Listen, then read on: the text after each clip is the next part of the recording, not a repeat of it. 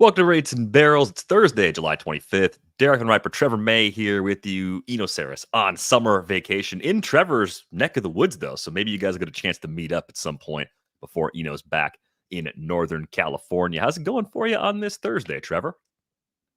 It's going good. Bouncing around, talking in a mic a lot today, but I'm excited to be here. Yeah, Eno actually reached out. He had tickets.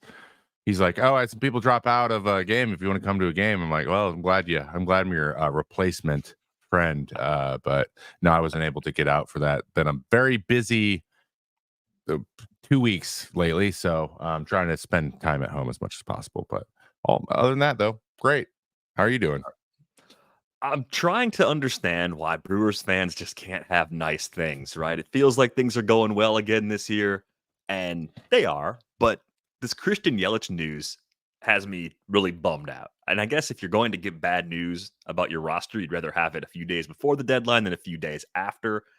The Brewers have had this leading right into the postseason in recent years with Devin Williams punching a wall and breaking his hand, Brandon Woodruff not being available a year ago. So this is earlier than usual. So maybe that means things are different. We're waiting for the news on Yelich because he's going to see a spine specialist on Thursday. Season-ending surgery is a possibility, according to Adam McKelvey of MLB.com. And it leaves you wondering, okay, like how much can you change your trade deadline plans in the matter of a few days? Yelich has been great around a little bit of lost time this year, a 155 WRC plus, easily their best hitter.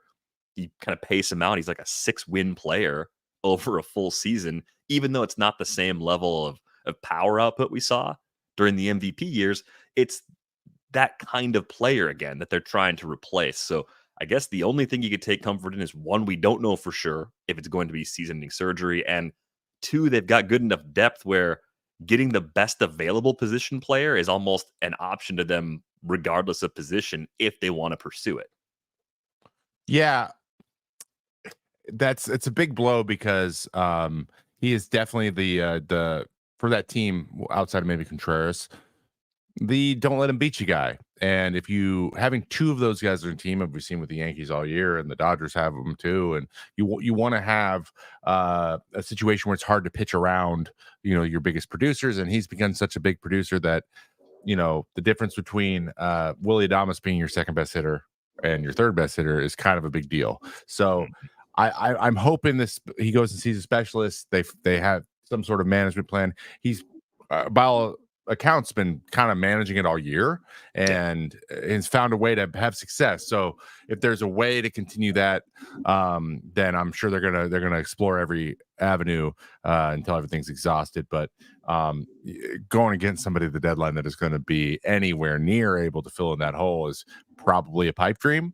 But you got to do something. So it's going to be really interesting. But definitely not news you want to ever hear, but having a couple days left to kind of make something happen is definitely better than the alternative. And to at least get the diagnosis from the specialist too, to understand if it's going to be a few weeks or an actual season ender. But looking at this roster right now, I think you could see a few players playing at slightly higher levels. I mean, Jackson Chourio since June has looked like a young player starting to click. That helps a lot. If he continues the way he's played for the last 2 months, that makes a pretty big difference. You could see them getting a little more from Rhys Hoskins. Maybe they get William Contreras's April and May form kind of back for the final 2 months again, because he's been in a bit of a lull relative to what we've seen from him at his peak. So you get a little bit more from a bunch of guys across the board, add one or two quality players. That could be enough to balance out the lineup, but it does change the look of things in Milwaukee quite a bit. Now, it wasn't just the Yelich injury news that broke in the last 24 hours. We got Mike Trout getting shut down from his rehab assignment, which is a huge bummer. Apparently his knee is bothering him right now, so we'll have to see where that goes. No updated timetable for him just yet, but we have to have some good news, Trevor. We have to talk about Robbie Ray.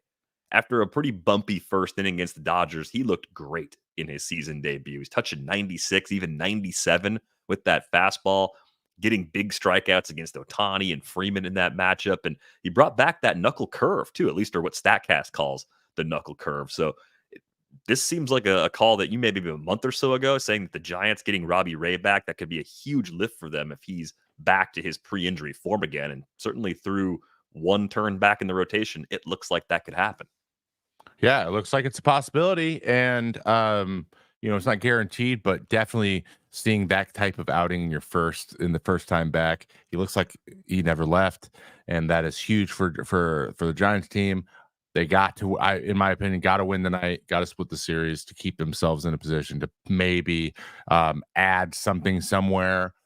Still not convinced that they're going to do anything, but I definitely think that selling probably isn't what they should do, is because with Robbie Ray being a factor, Blake Snell continuing to improve as well, and Webb getting maybe a little bit of pressure on him to be off of himself, to be kind of the guy who eats all the innings in the rotation, and he probably continues to get better. That's 3 really good starting pitchers for a playoff series. So sneaking in, like, they could beat anybody at that time.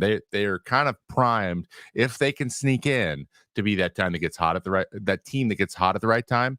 And their offense has been good enough. They got some good pieces. They got some, guy like Lamont Wade Jr., who is, gets on base and is a tough out. They got enough guys in the lineup that they could be a pesky offense as well. So Robbie Ray's giving me some excitement. We still don't know what Cobb's going to do, and anything out of Cobb at this point. Like, if Cobb and Ray combine to be one very good pitcher, they're still winning, I think. So I think they're still in a good position. And also, the Jordan Hicks might have to go out of the bullpen, or go out to the bullpen, which might bolster that side of things, which was mentioned before the season, before he was signed, that it was possible that these guys come back. So this was all part of the plan. This was always part of the plan. They knew this was going to happen from opening day.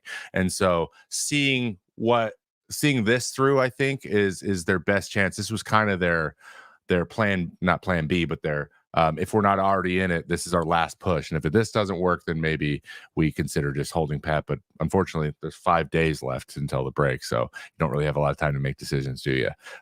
So I would hold steady, though. I would still hold out hope if I was a San Francisco Giants fan. Yeah, so something we're going to do, I think, maybe next week on the show, once the deadline is over, we're going to rank rotations and just get a feel for which teams will be the most dangerous if we get healthy guys into the postseason from all these clubs, because I think the Giants would come up really high on that. They'd be the kind of team you wouldn't want to see as that last wild card team in the NL, because their starting pitching and their bullpen could actually shut you down pretty effectively now that they're getting all of their key pieces back. We got a few teams we're going to talk about at the fork today, though. So tons on the rundown today. We've got Mariners, we've got Rays, we've got Padres. Probably even make a few matches via trade that might solve that Brewers problem we talked about up top. We're going to look at the Rookie of the Year races. And we're going to have a game plan segment looking at how to pitch to Bobby Witt Jr. coming up in a little bit here as well.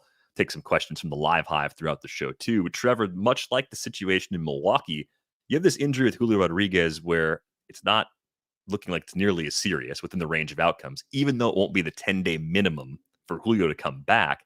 You pair that with an injury to J.P. Crawford. It's going to cost him probably 4 to 6 weeks, a fractured pinky for Crawford. And you think about the recent form of this team, how much does this last week possibly reshape what the Mariners are going to do at the Tuesday trade deadline? They needed a bat before. Now they need 5 bats, and they needed J.P. Crawford to get, because he was starting to put together a better at bats. He started getting a flow a little bit, and then he got kind of not. This isn't a usage injury. It's just getting like, it's so frustrating, I'm sure, for him. But they needed him, and then Julio obviously is he was starting to get hot too, and they were their really only hopes in terms of production at the plate. Let me just hit you with yesterday's lineup going into the game. I think this tells you everything you need to know. Josh Rojas lead off. Victor Robles is batting second. Now, maybe just think about if someone told you that in 2023, that Victor Robles would be batting second for the Mariners, that you would probably say they're not close to being in first. No shade to Victor, but like he was the 4th outfielder 2 weeks ago, and now he's the 2-hitter. Then Cal Raleigh, Polanco, Haniger, Vossler, Locklear, Raley, and Dylan Moore. Like, it's there. We're gonna need more. And there's only 2 guys over a 700 OPS. Vossler is an 800, but he doesn't have very many at bats, so we're probably not going to count him. It's just been absolutely abysmal there. I'm learning now, being a fan of a team again. I apologize to all the fans that I gave crap over the years. Like, this is hard. This is hard to watch. They got to get an outfielder. They have to get someone who puts quality at bats together, who is a productive type hitter. We're not talking about a homer hitter who's a strikeout guy. We need a solid, complete type of hitter to kind of help make everyone around him better. And there's not many options in that category, so it's going to be interesting to see what they do. But they got to do something. If you do nothing, that's a sell, in my opinion. What's surprising to me is that they didn't accomplish their main objective from the offseason. They wanted to get some of the swing and miss in the lineup down. They wanted to strike out less. Unfortunately, no team in the league has struck out more than the Mariners this year. They have a 28% strikeout rate as a team, 2.5 percentage points higher than the next worst team. The A's, second worst, by the way.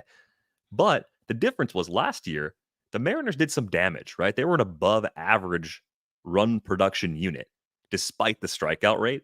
This year they got a 93 WRC plus, so they've been below average. They're not making it work. Like if you have kind of a feast or famine approach within a few core pieces of your lineup, but you do enough damage, you can live to tell the tale. That has not been the story at all. I think outlining that lineup top to bottom they threw out there last night, it does point to a team that needs multiple pieces.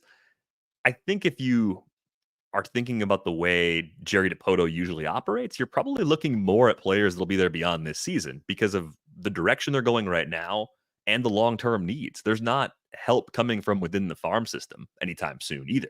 So you're trying to solve a multi-year problem if you're able to do that. And that means you're looking at players that aren't rentals. You're looking at guys that might be a second year of arbitration or even someone like Randy Arozarena. So, I mean, which bins do you think they should shop in? Outfield for sure. I think you've mentioned Yandy Diaz as someone that you think could be a good fit, despite the ballpark, and a guy that definitely would help reduce the swing and miss, gives you that different type of look in an important part of your lineup. Yeah, Yandy Diaz would be a perfect, I think, addition. But again, we don't know. We're going to talk about the Rays in a second. The Rays are right there. So like they're only a game behind the Mariners. But the Rays are a team that like sells guys high, gets 3 guys back, and then 2 of those guys turn into that one guy, and they're willing to move forward with that. So if there is a team that would make a trade in this situation, it'd be the Rays. And I think Yandy is the type of guy, like he not a ton of swing and miss. He battles. He's got pop. He's a big, strong dude. We've all seen him, right? But it's not that's not what he's only trying to do. He's not an Isaac Paredes who's just pulling the ball over the fence. And that they need that type of player. They need a producer, a guy who gets the RBIs, a guy who puts together a tough at bat. They just don't have any of that right now. And maybe putting him in front of Cal is maybe a stopgap that keeps him in the conversation. I mean, maybe Louis Robert is a way to do it. If you can do some pitching, put some pitching in there. They just hold on to their pitching like tight, and we'll see. Or we don't even know if the White Sox be interested in the haul they can get from the Mariners. So, but getting a guy like that, a Brent Rooker, that's in division. I mean, he would be the best hitter on the team by far. And he's got some control left, and he's a little bit of an older guy, so maybe the haul won't need to be super crazy. But they got to get somebody, one of these guys that are really doing the thing. But my gut tells me we're going to get some platoon utility type of guys play multiple positions, trying to mix and match and move in and out of the lineup and pinch hit and stuff. I just don't know if that's going to be enough. Actually, I do know. I don't think that's going to be enough. Yeah, I think the cost on a player like a Randy Arozarena or Yandy Diaz or anybody that's not a pending free agent could be so high that they just balk at it and say, yeah, we like our pitching core, but we don't like the prices for these players right now. Let's get a deal like this done in the winter when there are more willing teams to link up with on a deal. So then you end up in that other path where you are choosing more from the expiring veterans that look a lot like the players you already brought in some ways, which would probably be frustrating for fans. But I do think they are stuck. The Mariners are stuck in this spot where their pitching is too good for them to give up a season, because pitching can change so fast. You lose a couple guys to injuries, you lose maybe one guy to some skills loss, and all of a sudden a rotation that's one of the best in the league is average or even worse, depending on how bad that outcome really is. So it's a lot like the argument I was making last year with the Marlins, where I said, look, this team has flaws, but the pitching is playoff caliber pitching. And when you have playoff caliber pitching and you live anywhere within reach of a playoff spot, you have to go get it. But it's just been a brutal combination of injuries and recent form that have left the Mariners in this bucket where the arrow is clearly pointing down right now, and getting out of that tailspin is going to be really tricky. But you've been a part of teams that have made moves at the deadline in both directions, right? So how does it change the vibes when things are not going well and you actually have some new players, some reinforcement showing up to try and help you get back to being the team you thought you were when the season began? There is hopeful. It's helpful. Like getting someone who comes in clean slate, especially if they're playing really well. It's always interesting because of the difference between like whether or not you go get a guy at a deadline, but he's not like a take over the clubhouse type guy, or like a big, and those guys maybe don't handle that as well because they have to come be like the savior. So honestly, for the Mariners, they're gonna feel that immediately when they come over, and there needs to be, they got to get they need the right guy too that'll fit into that thing and not put everything on themselves and just keep doing what they're doing. But it's hard. It's hard, and I'll be honest, that clubhouse has not been happy the last couple deadlines with the moves. Mm-hmm. Like they if anything, they kind of felt like they weren't all on the same page, and that does the opposite thing. And so I mean, it really, I just can't point at any obvious things that they can make happen, but they're gonna have to do something because the guys in there are searching and possibly getting another maybe perspective and feeling like there's some fresh blood in the clubhouse can help alleviate that a little bit, take the pressure off a little bit, and make you believe that things will be okay. So I'm hoping that's what happens. But that's definitely something you look for when you're a buyer, and then when you're a seller, you just try to play every day and and then roll with the punches. It's very much a roll with the punches, especially if you're on that short list, right, to be one of the guys to go. So that's hard in its own right, but there's a flip side, because if you get traded to a team and then now there's excitement and you're in it again. So well, I guess we'll have to wait and see, but they definitely need the positive thing. They need the little green arrow pointing up. They do. They need something good in that clubhouse right now. If you were calling shots, would you be willing to trade one of the young starters, Bryce Miller, Brian Wu? I don't think they would ever trade Kirby. I don't think they'd even trade Gilbert necessarily. Maybe there's a world where they would, but think about a team like the Orioles, which has had this multi-year need for rotation help. They are linked to almost any starting pitcher available. The Mariners have shown this organizational skill of being very good at developing pitching. Would you consider something like that to go get Mayo or Norby or Kerstad or some combination of those extra position player bats that the Orioles have right now? Yeah, I mean, to be honest, I would say Miller and Wu would be, I would be a green light of them, probably more Wu than Miller, because Miller's been healthy and he's been consistent. And Wu is the type of guy, the way that he is, the way he's put together, that these little weird injuries that he gets all the time is not something you train for. It's just something I've seen. It's a pattern I've seen. But he's got great stuff, and he's when he's dialed in. So they could get a pretty big haul from him because he might be the most risky. I'm sure Emerson Hancock's just going to be they're going to try him first most places, because he could fit in that fifth role, innings eater. Like, they just need somebody. They can get a good haul for him. But I would say I would be willing to part with Wu for something. Kirby, Castillo, and Gilbert kind of are your core. And I would stick with those, because I think we have not even remotely seen the best of Kirby yet, and we're seeing one of the best, Gilbert's best seasons. So you'd have to get a crazy haul for Gilbert. But even if they got rid of Gilbert and they were able to get a bat, maybe a big league bat, and then a prospect or two, I might consider that too, because I don't know if, I mean, they're only 2 games over 500. I don't know if it's going to make that big of a difference losing one of your starters when you can throw Hancock out there. Yeah, I looked at the playoff odds before the show. 35.7% chance for the Mariners to make the playoffs, according to Fangraphs. That feels about right. But like I said before, it feels like it's got that down arrow next to it too, where you expect that number to fall over the next week or two, unless something changes, and changes very quickly.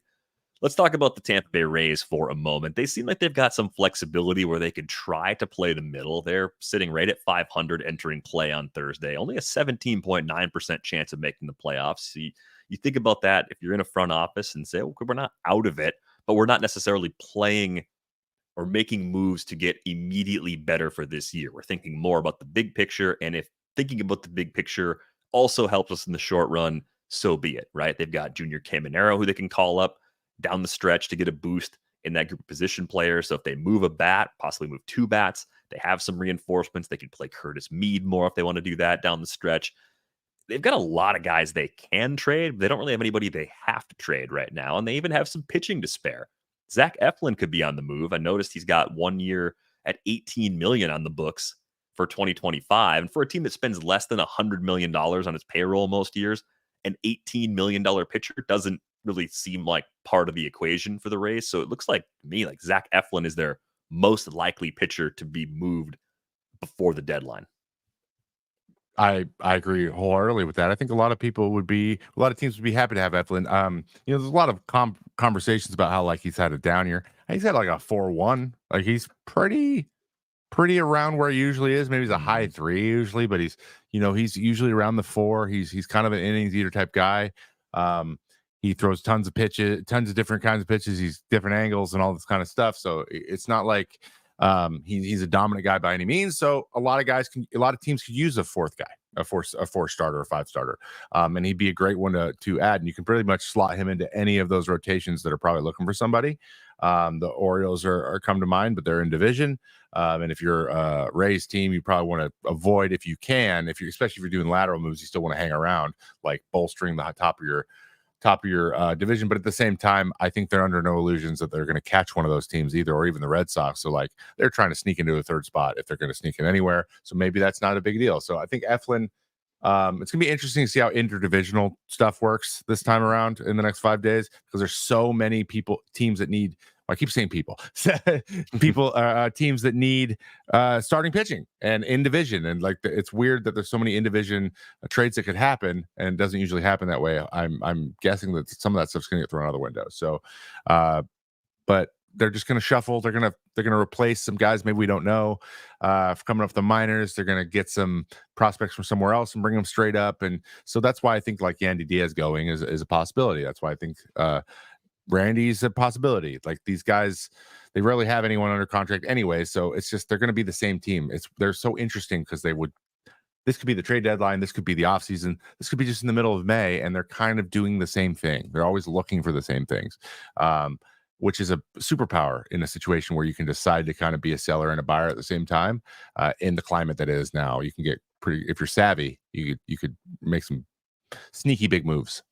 Yeah, and that's how they operate. I mean, usually you see guys within a year or two of free agency getting moved as their costs go up in arbitration. So that's what I think opens the door for Randy Arozarena in particular. They already extended Yandy Diaz, so he's cost control, but he's also getting older. So he's at the point where you don't necessarily bank on him for the same year-to-year production if you're in the Rays position. And maybe you want to move Isaac Paredes over to first base more often. So you clear that out by moving Yandy. Like that's the other way to look at that. And I think you can look at this team and say, well, they barely had Josh Lowe this year. So having Josh Lowe in the second half kind of gives them something they didn't have.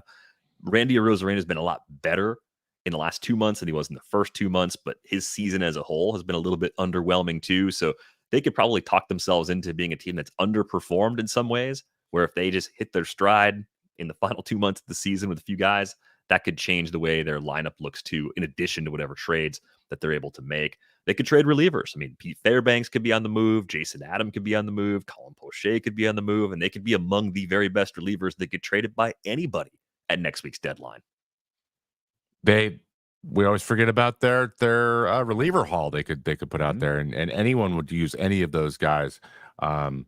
And if we're going to talk about them, I mean, like, let's throw Jason Adam out there. He's probably on the ball. If everyone is, probably. And if you can get the right players back for them, then they'll do it. And relievers are another big need for a lot of teams, especially guys who are able to be a 7th, 8th inning guy and then fill in closer role, the setup type style. And Pete Fairbanks, Jason Adam and Poche are all guys who can do all of those roles for any team, and they have their own unique set of metrics that make them really good against certain types of hitters too. So you can kind of pick your poison there and see what they're thinking. So it'd be interesting to see who is able to grab some of those guys, because I think grabbing one of them could make a lot of teams much better. Again, the Orioles, maybe Kansas City. Everyone could use one of them. I think them and the Blue Jays are going to be the ones with Chad Green and Yimi Garcia, kind of with probably the biggest ticket items in terms of the back end of the bullpen. So it'll be interesting to see what they do there too. Yeah, and having some of those guys not as expiring contracts too will bring back a better return for the Rays as well, which is why I think they're right in that sweet spot. They think they're one of the more active teams between now and 6 o'clock Eastern on Tuesday. Let's go to the Padres for a minute, Trevor. It's all gas, no brakes with AJ Preller. Always has been, probably always will be. 4 over 500 at 54 and 50. Just over 50% chance of making the playoffs. 51.1% according to Fangraphs entering play on Thursday. They've already been aggressive, right? They added Dylan Cease in the late trade this spring. They added Luis Arias after the season started. What's on the priority list to make this team a more formidable contender? I mean, the wild card right now is that Yu Darvish is on the restricted list dealing with a family situation. So there's not really a timetable for his return. You pair that with the Musgrove injury that it could be something that lingers on through even the later weeks of the season, depending on how he recovers. Starting pitching seems like one thing they need, but not necessarily the only thing they need in San Diego right now. Yeah, starting pitchers is the first thing that I would say. They just need someone consistent and takes the ball every 5 days, because that's what it's been. I feel like they've been mix and matching a lot this year, moving guys around, trying to kind of get some continuity going, and they really haven't been able to do that. So getting someone who is solid in that area might be a good pickup. An interesting one for me is like a guy like Eric Fetty. Possibly because he's been rock solid. It's hyper consistent. And, I still think the Cardinals he's got Cardinals written all over him. But, I don't know what they have in terms of ability to trade or who they have to trade. So going to get a starter is big. The questions about how quickly Tatis is going to get back, right, is a big one, because he's a stud out there in the outfield, and we all know about his bat. So getting something, maybe an outfielder, there's not a lot there in terms of like superstar potential. There's Kevin Pillar, Tommy Pham's always an option. He's always getting traded, but it's hard. It's really hard to tell with these guys, especially with the way that they mentioned wanting to shed payroll going into the season. And so I don't know if AJ Preller is the AJ Preller we know anymore. But I tend to expect them to, if there's a blockbuster trade to be made, they're going to be in the conversation, because that's the way they operate. It's just hard to tell which starter they're going to try to go get. I think that like a guy like Fetty is maybe your most safe but also helpful option. Like a guy like Garrett Crochet, we don't know how many innings he's going to throw. So there's just so much of this going that I don't know if like a Tyler Anderson's like something that would move the needle for them. I would focus on getting the best starting pitcher you can and go from there, and then hope Tatis comes back as soon as possible. I think it would just take a lot of pressure off of two guys that have pitched really well, especially lately, Michael King and Matt Waldron. Like King, after the way his season started, was really in a spot where I was looking at that saying, "Oh, they really botched the Juan Soto trade," and it looks a lot better now, given that King has pitched like a number 2 starter overall this year. They've needed that in a big way, and then Matt Waldron. Just a ridiculous story. Like the quality of the innings they're getting from Matt Waldron right now has gone a long way to really stabilize that group. So you have 3 quality starters right now. I think you've got that question of like, who's the 5 right now? Is Randy Vasquez really good enough to be in a number 4 spot for a playoff caliber team? I don't think you want to get to October and have him starting games in the postseason at this juncture of his career. So I think the Eric Fetty call would make a lot of sense. The Crochet thing is what we all would like want to dream up, because Garrett Crochet being on a better team sooner is a lot of fun, but that's going to tap into some of the better prospects the Padres have. It's amazing their system's not completely gutted after all the moves they've made.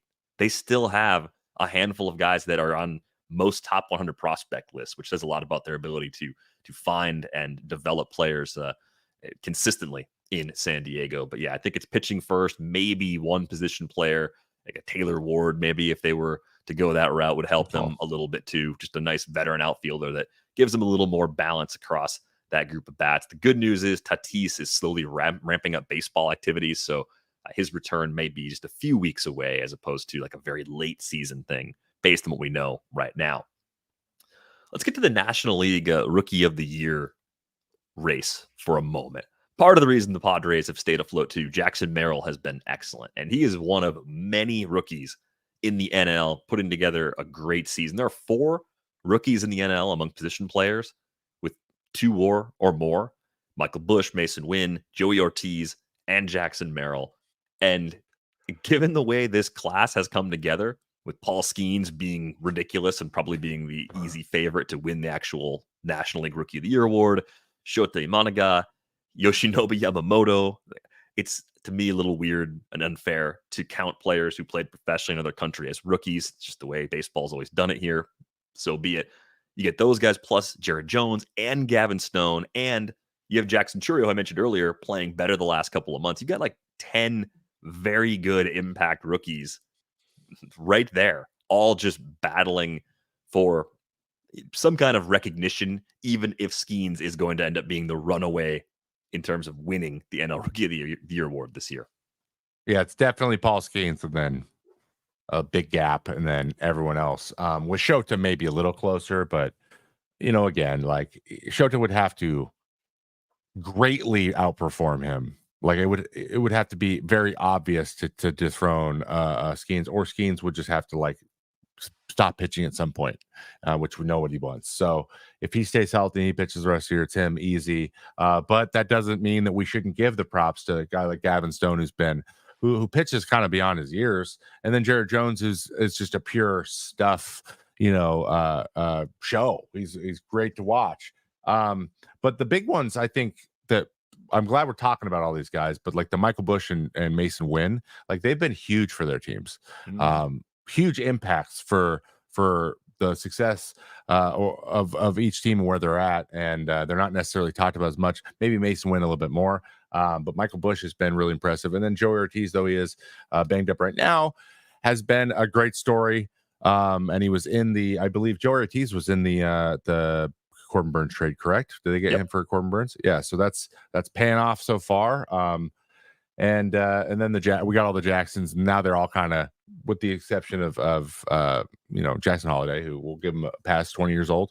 But the other 2 Jacksons are coming on too. I just think that Skeens he's at the top of the mountain, and no one can really see him at this point, especially with how he's come out throwing really strong in the second half, starting the All-Star game. Like he's just he's the guy we're talking about, and he deserves it at this point.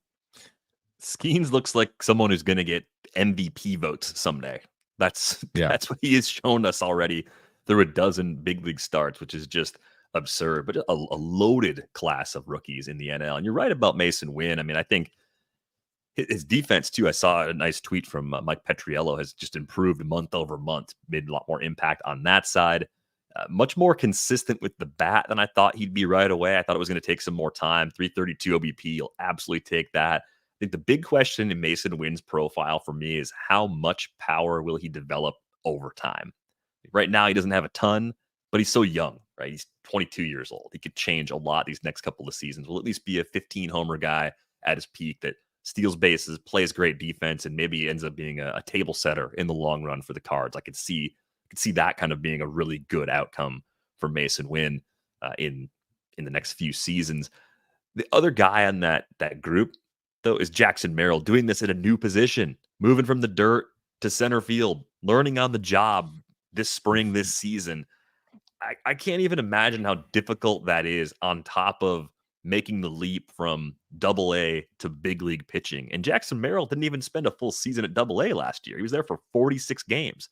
So to see him more than hold his own as a hitter while learning to play a new position defensively, I don't think he'll get full recognition for it, in part because of Skeens, but he's been really important to this Padres team all season. He's been impressive, and moving from the infield to the outfield, doing it in the big leagues, and then also producing at the level you are with the amount of hype that is around you as a prospect is just impressive top to bottom. So, we could probably be talking about him even more, but any other year, I'd say he's up there, and this is a big conversation about who could win this thing, but the mustachioed monster I just call him mustachioed monster. We're gonna go with that from Pittsburgh, probably number one. You put that on a t-shirt? I mean, maybe he'll put it on a t-shirt. I want to steal his likeness. You know what I mean? It's probably the right way to go. Let's look at the AL side for a minute. This is one where I think if we rewind back to March, expectations were Jackson Holiday or Wyatt Langford. Who do you like better? And that was a fair question to ask at the time. Now, Holiday had that quick 10-game promotion, got sent back down, has not had the opportunity to make the impact we had thought. Maybe he'll get a chance in the final 2 months. Maybe there's even enough time for him to make up ground because this is a pretty open group right now. The leader by WAR is Colton Cowser, just over 2 wins. Luis Heel on the pitching side, not far behind. And Heel's been pretty important for the Yankees, too. You think about their rotation, the absence of Cole, the struggles of Rodon, the inconsistency of Stroman. So to get what they're getting from Luis Heel, I can see him kind of sneaking in and actually being the ultimate winner of this award. But it could be Mason Miller, Trevor. He's closing in on 2 WAR out of the pen, which is really hard to do in 2/3 of a season. If that were to happen, Mason Miller would be the first reliever to win a Rookie of the Year award since Devin Williams did it in 2020. And it'd be the first time it happened in a full season since 2016 when Michael Fulmer did it. So who do you like to win the AL Rookie of the Year award based on what we've seen so far and based on what could happen in the final 2 months? It's interesting because I think Colton Cowser accumulated a lot of that WAR earlier in the year, and he has come down to earth quite a bit as recently. He's fallen back towards the more average side of things, though he is still having a very good year. I would say Heel also was absolutely stellar and has come down to earth a little bit more. And Miller's kind of maintained his dominance. I think that's where the things get a little bit different. But if we're going to judge this by WAR, the reliever is always going to lose. Good luck getting near a 3. You got to be the greatest. You got to be Brad Lidge in 05 or whatever it was. So to get a 4 WAR. So mine is Mason Miller because I think he's going to keep going. I think that WAR number is going to keep jumping up, and but I think that most likely, I think Heels probably has the slight edge with what he's meant to the team and how good they've been. I just think maybe he's getting a little tarnished because of how the Yankees have played the last 25 or 30 days. And he hasn't been terrible, but he hasn't been dominant like it was either. And so he's kind of just leveled out. And Miller's got that wow factor. I think people just like it. You just go watch him throw 103. Like, that's the Rookie of the Year. But that's not how it's always done. So I think those 3 guys are definitely probably being interchangeable at this point. I think Wyatt Langford would have been up there if he wasn't hurt. But I think those three guys are the big ones. But if I were to pick, I would say Mason Miller is going to end up with it because I think he's going to end up with like 130 strikeouts or some crazy number. Yeah, he's at least getting to 100, and he's probably going to do it with an ERA either at or below 2, a WHIP below 1.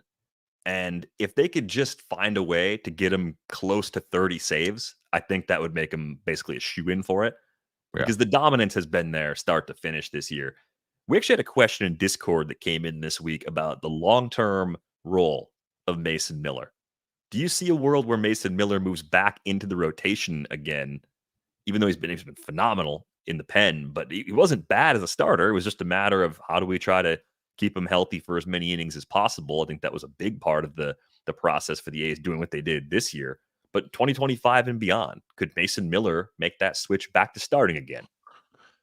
He could, but the nature of the starting is a couple things. Health's a big factor, and he not only was he struggled with health last year, he struggled with health his whole life. Like ever since even before he was drafted, this has been something that he's dealt with. He got to the big leagues after 31 innings in 3 years. Like, he was hurt pretty much his whole minor league career, but he's so nasty that we had to get him to the big leagues as quickly as possible, which I agree with, and I think that's makes a lot of sense. So I think that just prioritizing him being healthy, having him on the field, if that means he's closing, then that means he's closing. He's also a 2 breaking ball forcing fastball guy, so we'd have to he would need to learn a splinker or a sinker or a hard changeup or something. So there's another pitch that eventually will have to come and play. Unfortunately, I think it might be a little bit one of these Aroldis Chapman situations, and just pull the Band-Aid off and do the thing that makes him successful, because there's a lot that needs to happen for him to find success consistently as a starter. Does he have the stuff for it? 1,000%. He's got great stuff, and he throws that hard as a starter, but he also was unable to stay healthy. He's not going to throw 200 innings. You're just never going to get 200 innings out of him. And if you want the premium, you always need closers, and he's controllable. So, but something tells me that come spring training 2025, we're going to see them try to stretch out Mason Miller. I think that's what's going to happen. I think they're at least going to try it. I think if you need inspiration, you look at what the White Sox did this year with Garrett Crochet and how well that's gone. And I think you could probably say Crochet and Mason Miller have similarly scary injury histories, where you just don't have those previous workloads as a starter to fall back on. It's a lot of uncertainty as to just how well he'll hold up physically, trying to take the ball 30 times as a starter.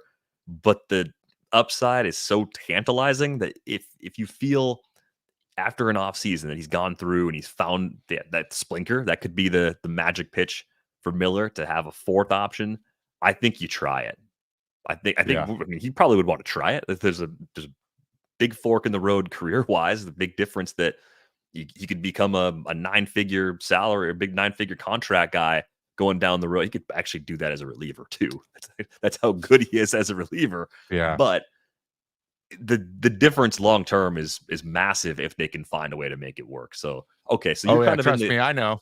Yeah. So you're in the camp of saying they're going to at least try this one more time to see if they can get him stretched out and make it work as a starter for Mason Miller. If he finishes this year healthy, so if he finishes and throws 58 to 65, appearances and was healthy the whole year, then I'd say try him as a starter, because he showed that he can be healthy all year. And he had a workload that was more than he's had in the past, but and then it'll allow you to work into 140 innings next year, and see what's there. And if it doesn't work, you can put it back in the pen. But just do it once.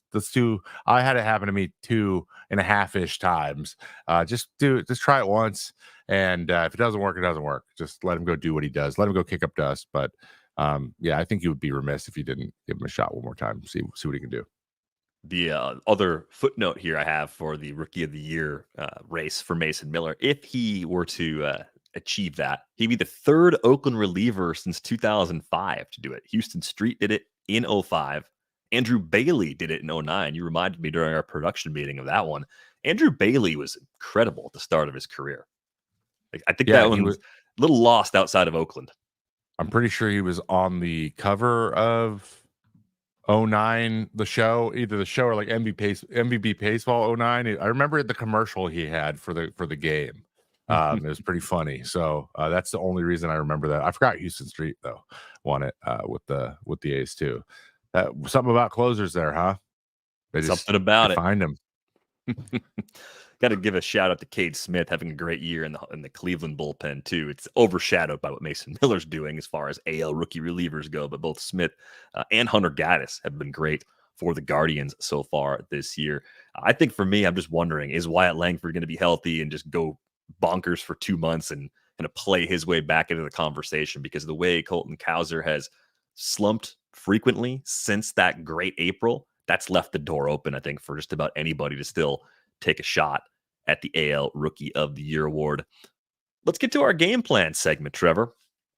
I thought playing the role of Eno Saris would be fun. I thought it would be like acting like Ferris Bueller for a day, and it's not that fun. It's actually very hard to try and find weaknesses in elite hitters in particular. And just so people know how the sausage is made, we do this segment every other week or so. We choose a great player. Eno tries to use public-facing information, come up with a good scouting report, throws it out there. Trevor breaks it down, adds to it. We kind of go from there. Like, will this work? Could this work? And I find Bobby Witt Jr. to be incredibly frustrating to build a game plan for. So here's what I did. I took a slightly different approach than Eno. I started out by looking at where in the zone is Bobby Witt crushing the ball. Where does he crush? So barrel rate or barreled balls, heat map. Looked at that first. Okay, typical spots, kind of like middle in a little bit, places you wouldn't normally pitch anyway. Then I looked where all the swinging strikes are. Where can you get him to swing and miss? Away, there's a pretty nice little red spot there. There's kind of a funny red spot in the like middle part of the zone, outer half that I don't know if I'd want to live there necessarily. And when I was looking into it in more detail, there were some particular matchups like Joe Ryan's fastball beats him in there, and I couldn't quite like figure out if that's anything you could reasonably exploit with consistency. It just seemed like a bit of a blip. And then I looked over at, sliders in particular. That seems like the pitch where you can really get them, and not surprisingly, swing strikes on sliders in that down and away sort of bucket. That's like the thing you're trying to set up, the down and away slider, looking at all the heat maps. So then I said, well, what else can you do? Like where could you possibly throw fastballs against Bobby Witt? Because that seems like a bad idea in general. He crushes fastballs. Started off by looking at the ISO, something Eno does pretty frequently. You can get him down and away. You can get him up and in. So if you've got that two-seamer, that Chris Bassett two-seamer that you can throw at the top of the zone and get that up on his hands, great. That seems like something that would work pretty well against Bobby Witt Jr. And then I started looking at some of the contact rates on even count fastballs. Like, all right, is there a spot where you can throw a fastball early in the count and get away with it? Or if you're even down and away, maybe you could try that. And I looked at changeups in particular because I thought, all right, maybe you need something else to just kind of mix it up. You can't necessarily just go fastball slider. That's going to be a little bit too predictable. What can you do with changeups against them? There's a little bit of a spot like changeups down. I don't know if you'd throw a changeup really high in the zone against them frequently, but you could try that as well. There's some blue spots in the zone there. So I didn't really like what I saw when I looked. I mean, he's a complete player. There's not much there to work with other than you can try to put him away with sliders down and away. But I found it challenging to find how you'd get to the point where you could put him away with that pitch. Everything up to that point seems very challenging. Yes, he is. He's very good at hitting a lot of different spots. So there's first thing I do when I check is looking into a guy is there a glaring spot that no matter what the count is, no matter what the situation is, no matter where whether or not you're ahead or behind, that they struggle with all the time. That's a swing issue, right? There's guys like Hunter Renfroe, Adam Duvall. They have these like single swings. They have a hole that if you just throw to the same spot over and over again, they know they can't hit it hard, and they're going to just try to foul it off until you make a mistake and they hit the one that they can hit hard. He's not one of those guys. He's a middle lineup superstar, that is blossoming in front of our eyes. So, a couple big things. So it's about when you throw what and where, what you're throwing and when. And we were talking about this the other night on Sunday Night Baseball about Shohei Ohtani because every single one of his overlays was bright red the whole box, right?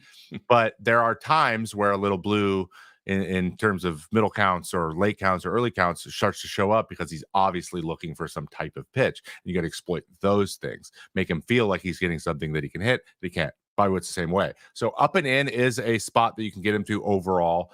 That's where I have some blue, this up and in spot. Here's another term that pitchers use sometimes, the up and in, down and away options. It's called rocking chair. Up, down, up and down. That's a Jeremy Hefner word. He calls him a rocking chair guy because a lot of guys can be opposite of that too, especially right-handers. So a lot of right-handers are right-handed or rocking chair guys, and he hits the middle of the plate all the way up and down for all pitches fairly well. So it's like got to be to corners. Like just elevating and going below the zone isn't a great solution for him. It's about going in and about going out. And there's a lot of guys that function in that way too. JD Martinez is a prime example of that. You want to just stay to the edges, you're okay. But if you leave it in the middle, he kills it. So I was like, okay, fastball's in. To be honest, the pitch he hits the hardest, the most often is the right on right changeup. It's the one he hits those mistakes. He hits them the hardest. Slider, he's actually pretty dang good at overall, just in terms of damage. So I want to know, like in a damage situation, if I'm determining what type of risk I'm going to take. I want to know which pitch performs better. He hits the fastball a little harder, but it's pretty close with the slider, and that's not always the case, but he has a much higher average. So I'm going to be careful with my slider. And by the way, this is for sliders that move like mine, which mine wasn't a crazy good whiff rate slider too. So keep that in mind. This is the interesting thing. So he hits them in all counts, but especially poorly when you're ahead. So this is right here is the when the pitcher's ahead situation, slider is open. The time he's hitting the slider the hardest is when the pitcher is behind, which is weird. That's usually not it. So like 3-1 counts, 2-1 counts, 1-0 counts. He hits sliders the hardest in those counts because I think he sees them the most. He hits the down and away. He gets to that spot down and away better. You see the miss down here in the bottom. That goes away with when he is ahead in the count, which is interesting because usually it's the it's the opposite. They're trying to fight it off because they're getting it later. When you're trying to get back in the count and you're a slider guy, that's the one he takes advantage on, as guys feel comfortable doing that, and you shouldn't with him. Changeup's a better pitch in that situation. So I'm trying to get ahead with fastballs up and in. I'm going to try to dot down and away with the fastball. He tends to take that a lot, doesn't like to swing at it. He's got very little swing early in counts. And then I am going to try to use the changeup in mid counts or when I'm ahead, changeup when I'm behind or in an even count, and go to the slider late. So like pitching kind of traditionally. And if you really, really, really want to miss, fastball up and in is your only real chance. He doesn't really chase sliders. And so you got to try to get him out in the zone. He's handling them, especially this year, really, really well. He's battling late. So you want soft contact. That's when you tip your cap and you're like, got him to roll over to shortstop. That's considered a win with Bobby Witt. So it makes me sad about the changeup. I would like to use my changeup a lot to righties. Usually that's a good way to go, but he absolutely kills them and they have to be really, really well placed. But if you're behind 3-1 or whatever, you want to throw a changeup in a fastball count, that's the pitch. That's the time to throw it. But any other count, stick with slider fastball. Yeah, it didn't seem like there were a lot of easy openings to work against Witt. It makes sense because he's hitting 344, the 390 OBP, and a 593 slug this year. It's just crazy. He's got to this next level so quickly. I thought, what we saw last year was probably closer to a peak, and nope, not even close. Like this has been a whole level like beyond that. But the thing that's also interesting about Witt, I was looking at the Baseball Savant page. If he played in any other ballpark other than Kansas City, he'd have more home runs. Like he's been cheated out of probably a half dozen homers. His expected homers versus his actual homers, it's a -5. Like, oh wow, it's wild, right? So you look at like the expected home runs by park across the board. He's got he actually has 18. I think if all of his games were in Kansas City, he'd have 17. Everywhere else, he'd have at least 20. If he played in Cincinnati, he'd have 31. If he played in Milwaukee, he'd have 29. If he played in Anaheim, he'd have 26. Played in Yankee Stadium, he'd have 25. So the numbers that Witt's putting together are probably just being suppressed by that ballpark. This is an MVP caliber player for sure. You said something in our meeting that I kind of made my ears perk up. Like, you think he could maybe catch Judge? Like, you think he might be the best bet to win the AL MVP, given importance to team and just the way he does it. Yeah, that's the interesting thing is how the Royals pan out for the rest of the season. They go if they finish really strong and they get to the playoffs and maybe surprise some people and they're who we're talking about going to the playoffs. I think that might get him in the situation. Now, if Aaron Judge keeps doing exactly at the pace he's doing, I just don't think he is catchable because he's not just a DH either. He's out there playing the outfield, plays very good outfield. But Bobby Witt is like, he's doing everything at such a high level. And he's so important to his team. Like we were mentioning how Gunnar Henderson's a little bit on the outside looking in. I think even though he started in the All-Star game, he's probably farther away because his big thing is the pop, and he's just not going to catch Aaron. So if we're comparing their home run totals, he's just not going to get to Judge's home run totals. So Judge's going to have the edge. But Bobby's doing things that Judge isn't doing. He's got 50 points of average on him. He's like the defensive wizard on their team. He runs the bases. He's hitting. He's got pop and he's producing, he's scoring runs and hitting runs. And he's doing everything for that team. And so that's how he sneaks in. But just Aaron Judge is doing something like he's on pace for like 65 homers and like a historic season, like a Barry Bonds season. And Yeah. I don't see the only way he catches him is going to be through a little bit of momentum and hype with his team. Yeah, and I know a lot of times we see teams that are very top heavy, as the Yankees are, where you have two of the three best players by WAR in the same lineup, in the American League. That is, they split votes sometimes. That works Yeah. against you having a teammate that good. So maybe Soto pulls a few votes away from Judge, and that's part of how Witt could get there as well. And I think the supporting cast in Kansas City, while it's better than people expected, it's not on the same level as what Gunnar Henderson has with the Orioles, not on the same level of what Soto and Judge even have with the Yankees, despite all the complaints recently about the lack of production around those guys. So just a remarkable season so far from Bobby Witt Jr. And I thought we saw a finished product last year. That is not the case.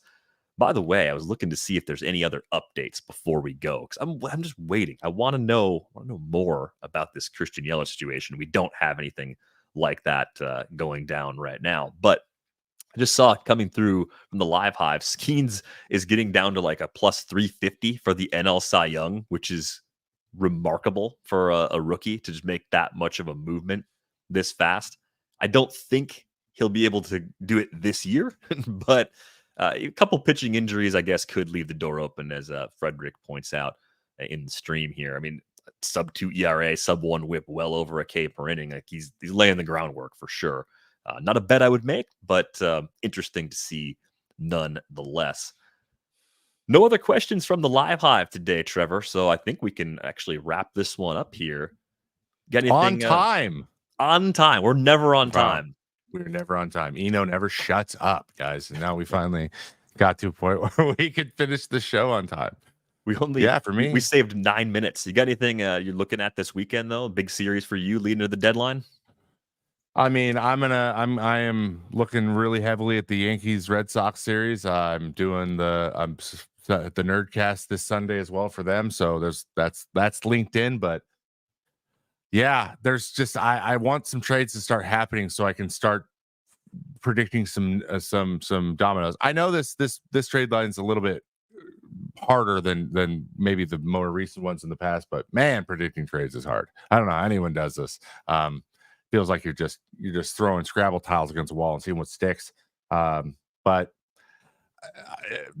big part of me, I know it's become my job to talk about a lot, but big part of me is like, I just want to like sit back and just enjoy the whirlwind that's about to happen, and then start talking about where people landed and then what that means moving forward. So I'm excited for that. I'm tired of projecting, and I want to know where they're going so I can move on.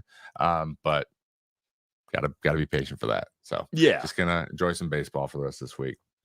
We'll be going live Tuesday night, 6:30 Eastern, I believe, is when we're 5:30 Eastern. We're going to go live 30 minutes before the deadline. Deadline's at 6. We're going to go live 30 minutes before. We'll be on for about an hour. So if any trades happen, trickle in a little after, as we've done the last few years, we'll be live for that. So be sure to check us out on YouTube for that. You can find Trevor on Twitter at I am Trevor May. You can follow Eno, even though he's not here, at Eno Saris. I'm at Derek Riper. The pod is at Rates and Barrels. Get a subscription to The Athletic. It's $2 a month for the first year at theathletic.com/rates and barrels. Thanks for watching. We're back with you on Friday.